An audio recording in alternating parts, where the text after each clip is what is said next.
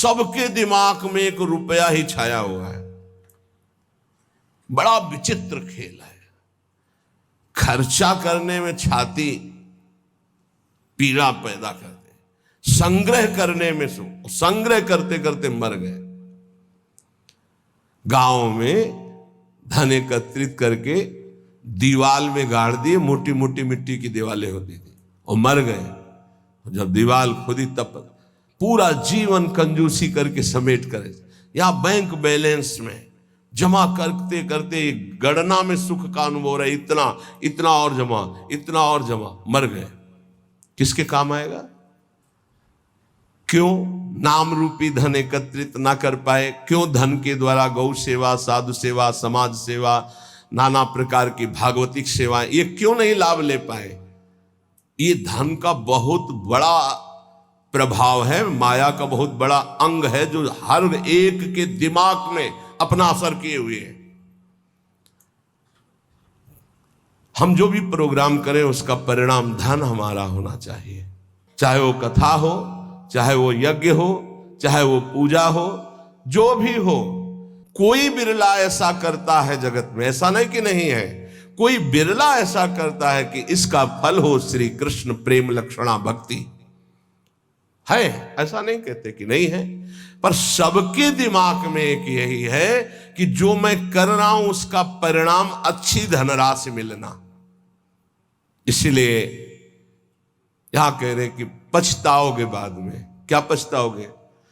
अरबों रुपया बैंक में जमा करके पधार गए, वो भारतीय बैंक का वहीं रखा हुआ है, आपकी केवल जीवन की श्वासें नष्ट हो गई। बस आसक्ति उसकी आपकी दुर्गति कराएगी।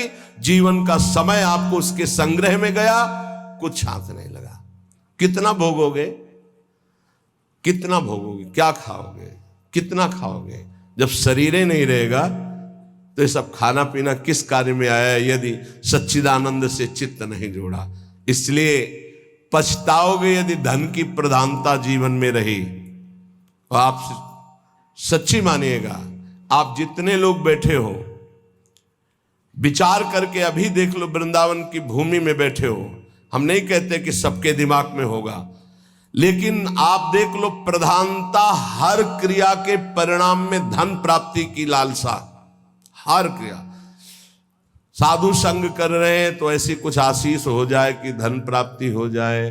हम ठाकुर सेवा, ठाकुर दर्शन, उपासना, सबका परिणाम एक धन की तरफ रहता है, सबका परिणाम। कोई बिरला ऐसा होता है जिसके दिमाग में धर्म होता है कि मैं जो भी करूंगा धर्म पालन के लिए करूंगा, मेरे जीवन का उद्देश्य है समस्त जगत को सुख प्राप्त हो, भगवान प्रसन्न हो जाए, बस। ये कोई बिरला करता होगा, बिरला। वो भक्ति का आडंबर करके, वो वैराग्य का नाटक करके, उपदेश का, व्यापार का, संसार का, चाहे वो परमार्थ हो या व्यवहार हो, दोनों में प्रधानता हमारी रहती है धन की। ये भगवान की प्राप्ति में बहुत बड़ी बाधक बनती है। कंचन देखत को यहां जगत संगाती, तात मात अपने सुख भीने, ललित किशोरी द्वंद मिटैना, आनंद कंद बिना हरि चीन्हे, मन पछितई है भजन बिन कीने।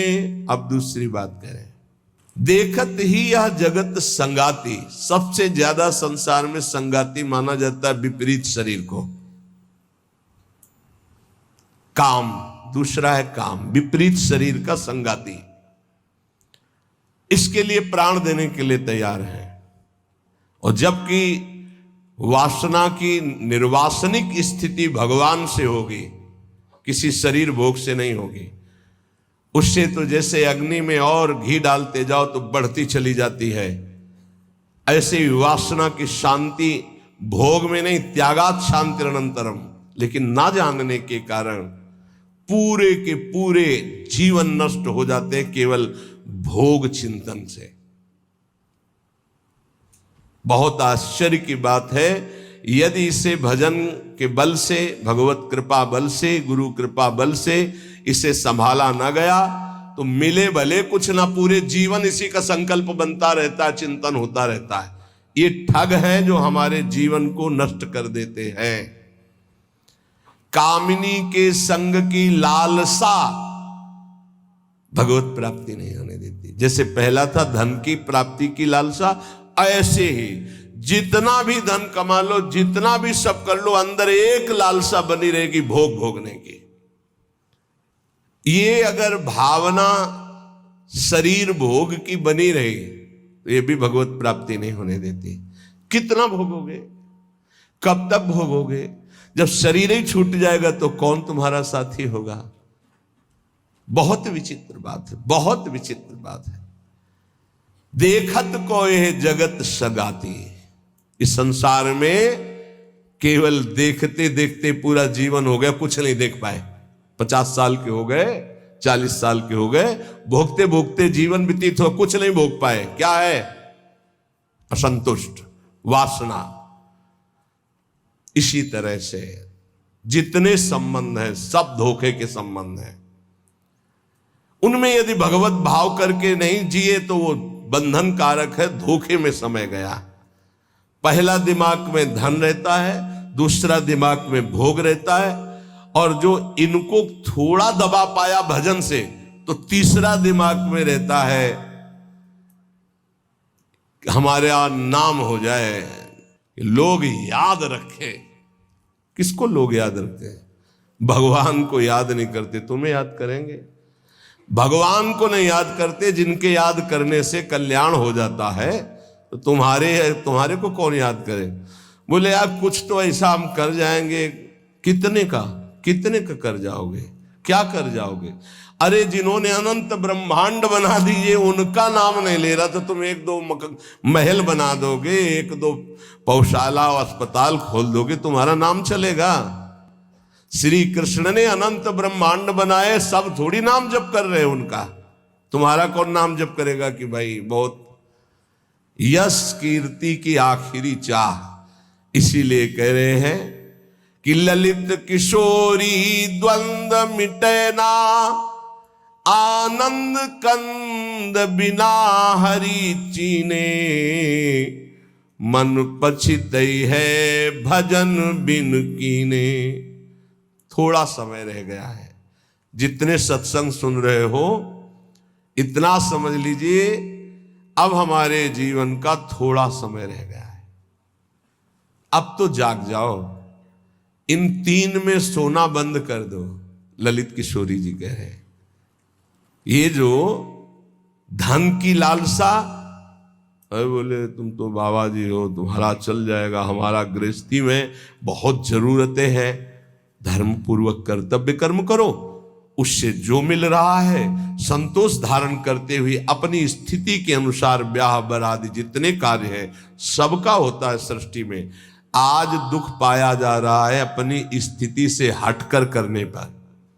आज दुख पाया जा रहा है केवल प्रशंसा के लिए करने पर। अगर आपकी स्थिति गरीबी की है तो आप किसी गरीब वर्ग को ढूंढिएगा, आपकी पुत्री सुखी रहेगी। ये भ्रम छोड़ दो कि थोड़ा हमसे बड़ा धनी हो, बहुत हानि हो जाएगी। अगर आपकी स्थिति है और अपनी स्थिति के घर में बेटी का ब्याह करोगे तो बहुत सुखी रहोगे। अगर अर्थ की प्रधानता रखकर बेटे का ब्याह करोगे तो दुखी रहोगे। देख लेना, परिणाम में देख लेना। इसीलिए धन के लिए तुम इतना व्याकुल मत हो, कर्तव्य कर्म करो, जैसी परिस्थिति उसके अनुसार चलो। भोग के लिए इतना व्याकुल न रहो, जो धर्म पूर्वक पाणी ग्रहण किया है भगवान की पूजा की भावना रखकर उसका, तो आप उससे मुक्त हो जाएंगे। नाम चिंता मत करो, नाम जप करो तो तुम्हारी विमल कीर्ति यहां नहीं भगवान के दरबार में होगी। ये मम जन है, ये मेरा जन है, जैसे अम्बरीश जी की चर्चा भगवान के दरबार, भक्तों के यहाँ भगवान की जैसे चर्चा होती, ऐसे भगवान के दरबार में महाभागवतों की चर्चा। इतना नाम जप करो, इतना ठाकुर सेवा करो कि भगवान अपनी सभा में आपको याद कर ले। इससे बड़ी क्या बात होगी। त्रिभुवनपति की सभा में तुम्हारा यश गाया जाए। जग जाओ। अगर अभी नहीं जगे तो फिर अब जगने का समय नहीं है, जगाया जा रहा है। ये सत्संग है मोह निद्रा से जगाने का। यहां तुम जिससे और किसी से प्रीति करते हो वो तुम्हें सुला देगा, जगाएगा नहीं। मोह भरे वचन बोल करके, मोह भरे कपट भरे वचनों को सुनने में बहुत अच्छा लगता है, लेकिन जब अध्यात्म और सत्य के वचन तो ऐसे लगते हैं बहुत कड़वे। मुंह मीठा भीतर कपट, पर्दा रहे है बास। मुंह में मीठा बोल रहे, हृदय में कपट है, वहीं पर्दा लगाए भगवान बैठे वहीं देख रहे। जो सतमार्ग के पथिक है उनकी जबान में भले तुम्हें कड़वाहट लगे, लेकिन हृदय बहुत मीठा है और बेपर्द होकर भगवान वहां से बोल रहे। पकड़ पाओ तो पकड़ लो। गोला मारे ज्ञान का संत सिपाही कोय, उत्कट जिज्ञासु बने तो अजब उजाला होए।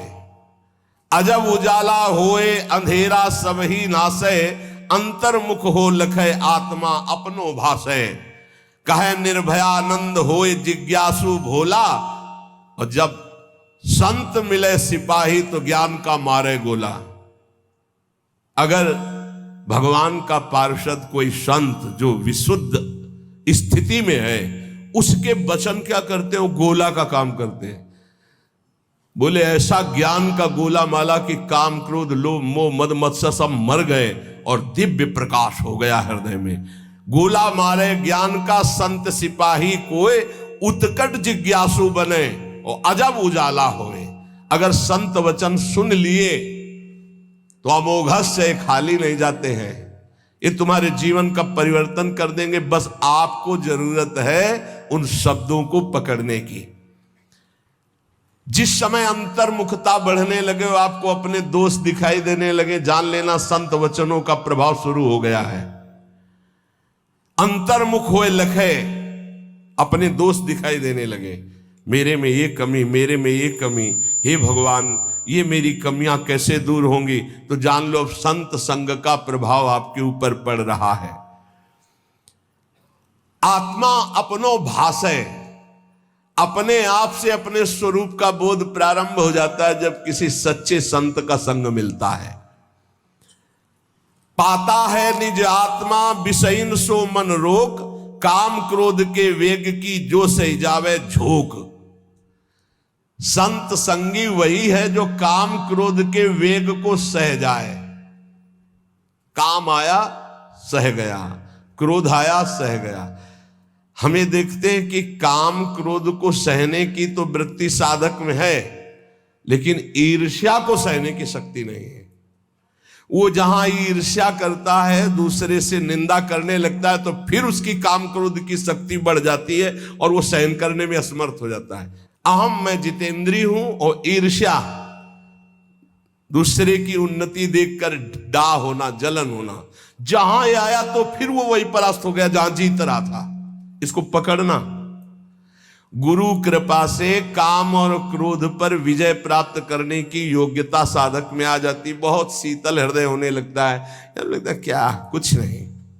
और जहां उसके अंदर ये अहम आया और दूसरों को देखकर जलन होने लगी, अपने में अहम आने लगा, वहीं उसकी सामर्थ्य घट गई और वो उसी विषय के लिए रोने लगा।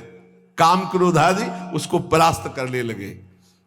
समझना, इस बात में आध्यात्मिक चर्चा है जिससे आपको परम पद मिल जाएगा। आप अगर गुरु शरणागत है तो काम क्रोध आपके अंदर स्फुरित होंगे, परास्त नहीं कर सकते। चिंगारी की तरह स्फुरित होंगे, ज्वाला की तरह नहीं। पक्का समझ लो। दो बातें हैं यदि तुम काम क्रोध से परास्त हो जाते हो। पहला, आप गुरु आज्ञा का उल्लंघन करके कोई गंदी बात देख रहे हो, कोई गंदी बात कर रहे हो, कोई गंदी बात करने वाले लोगों का संग कर रहे हो। अगर ये नहीं तो फिर तुम काम विजयी होने का अहंकार कर रहे हो। अन्यथा स्फुरणा होती है और शांत हो जाती है। उसी मार्ग से चले हुए अनुभव की ये बात है, हम किसी की दूसरी तर्क वाली बात नहीं मान सकते, छाती की बात मानते। ऐसे स्फुरण होता है और शांत हो जाता है, क्योंकि उसके लिए कोई चारा नहीं है। धीरे धीरे स्फुरण भी बहुत कम होने लगता है, पर जहां देखा गया अपने में अहंकार आया कि मैं जितेंद्री, और जहां दूसरे की उन्नति से डाह, तो फिर वही उसको परास्त कर देते। चिंगारी को ज्वाला बनने में देर नहीं लगती।